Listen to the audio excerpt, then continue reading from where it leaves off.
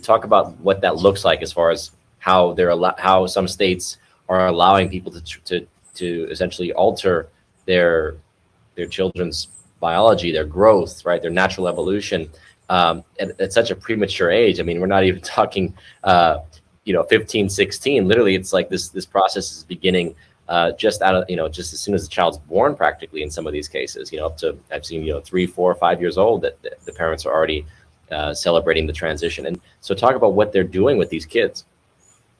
Well, you have a great example in North Carolina recently. Before the legislature passed a bill to ban this gender affirming care, there were several local hospitals. They were very prominent clinics for transitioning children. They're actually giving advice from starting around 3 or 4, saying that kids have a concept of their gender identity at that young age. So, you have these clinics telling parents that this is totally normal at 3 years old for a boy to want to become a girl and vice versa, when it's not normal, because look, kids go through different phases. Kids are exploring themselves. They have absolutely no concept of who they are, who they want to become. So pushing this on such young kids is really, really wrong, because we know that kids are susceptible to ideas that are pushed on them from adults and those in authority. And parents are now going along with this narrative, whether they're doing it willingly because maybe they want to have a trans kid, they want to be seen as cool and special, or whether they're generally being told by doctors that this is the reason your kid is confused is because they're trans. So I think it's wrong that they're targeting increasingly younger kids, because they want to get them almost from the womb. They want to convert these kids so they can get them into the medical system by the time they become teenagers.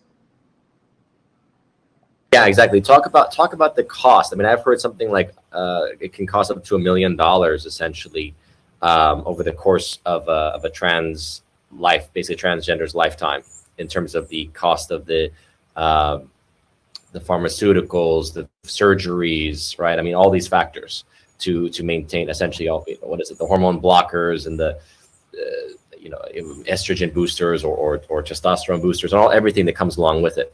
So you're looking at huge paydays for big pharma, right?